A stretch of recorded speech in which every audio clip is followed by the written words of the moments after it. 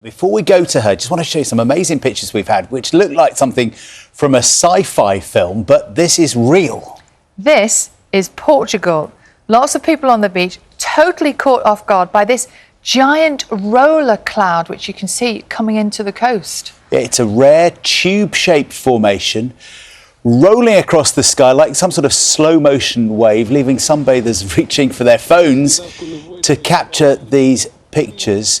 It's said to be a rare phenomenon spotted along several coastal towns in the north and centre of Portugal. You would be terrified if you saw that. I would be really scared. Yeah. It's like one of those Netflix dramas where like the boat comes at you. It's a cloud coming at you.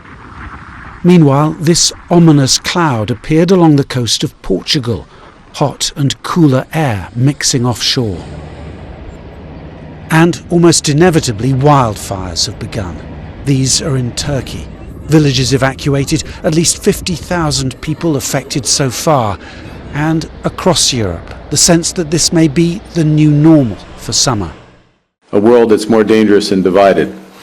A time where the rules-based international, the global order, rules-based global order is under threat, in a time when technological change is accelerating. And we really have two choices as a jurisdiction, as a country in this circumstance. We can nostalgically look back and long for the old order to somehow return, or we can build a new one with purpose and partnership. And as the most European of the non-European countries, Canada looks first to the European Union. And so today, this is a new era of cooperation. Our strategic Canada-EU or EU-Canada strategic partnership for the future will build a new and deeper relationship that brings us closer together. But now we're working alongside the European Union to combat climate change, to achieve the Sustainable Development Goals, and to protect, amongst other things, academic and scientific freedoms. As far as the number of people that may be lost, maybe the number of fatalities, as you mentioned, they have confirmed some fatalities. We just don't have a clear picture yet. When you look at those images, this has just been an unprecedented historical flooding event there. Watching our coverage through some of our affiliates there, I mean, this is an area, keep in mind that today on the 4th, there were campgrounds there were homes, there were people that were seemingly caught off guard by this flooding that just happened so rapidly, so fast.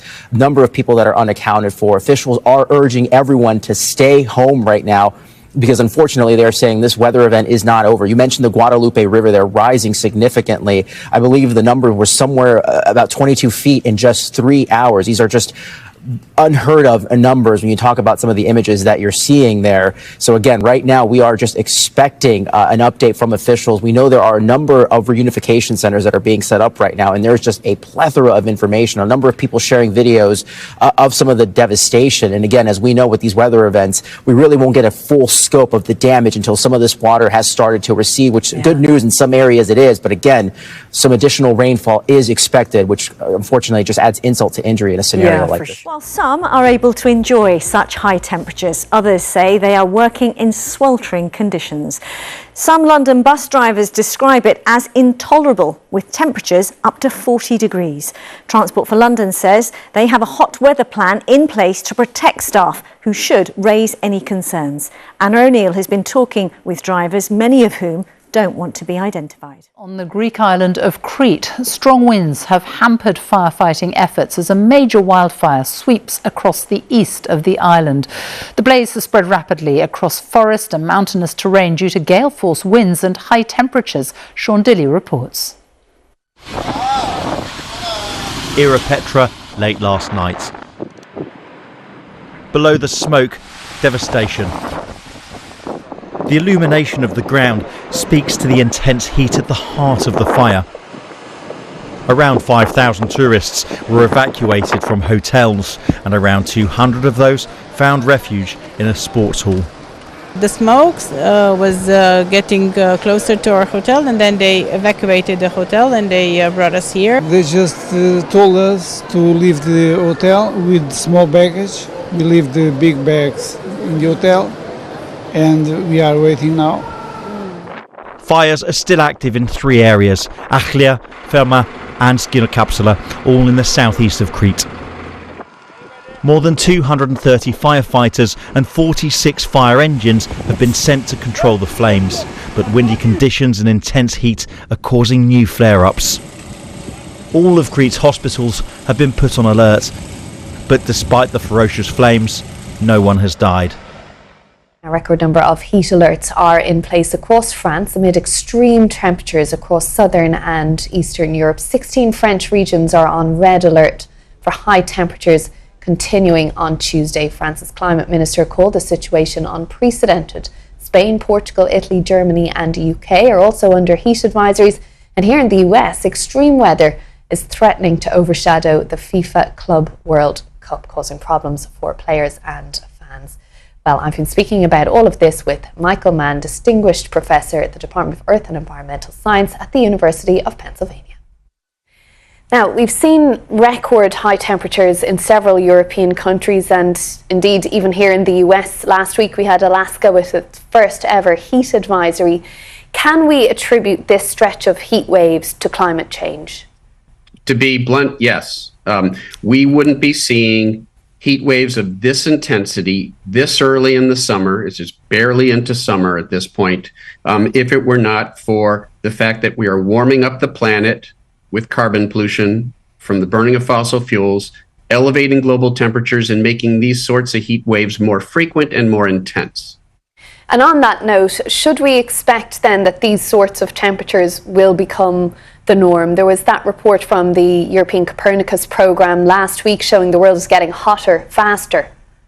Yeah, I mean, the world is actually getting hotter at sort of a steady pace, but that's bad enough. It will continue to get warmer as we continue to add carbon pollution to the atmosphere. Until we bring those emissions to zero, the planet will continue to get warmer. And obviously, you know, it's not rocket science. You make the planet hotter, you're going to have more frequent and intense heat waves. But there's another ingredient here, which is that the pattern of warming, in particular, the fact that the polar regions are warming up so much faster, is actually changing the jet stream. And it's changing the jet stream in a way that gives you those very wiggly jet stream patterns that you see on a weather map with big high pressure and low pressure systems that remain in place for days on end. That's when you get these very persistent summer weather extremes, the heat domes, for example, that we've seen in North America and Europe. And that fact is something that isn't entirely captured by our climate models. Those models are potentially underestimating the extent to which we are changing the climate in a way that favors these very persistent summer weather extremes, these damaging and dangerous and even deadly weather extremes. And do those heat domes now stay around for longer than they would have in the past? Yeah, so one of the things we're seeing is that you're more likely to get these sort of stagnant systems.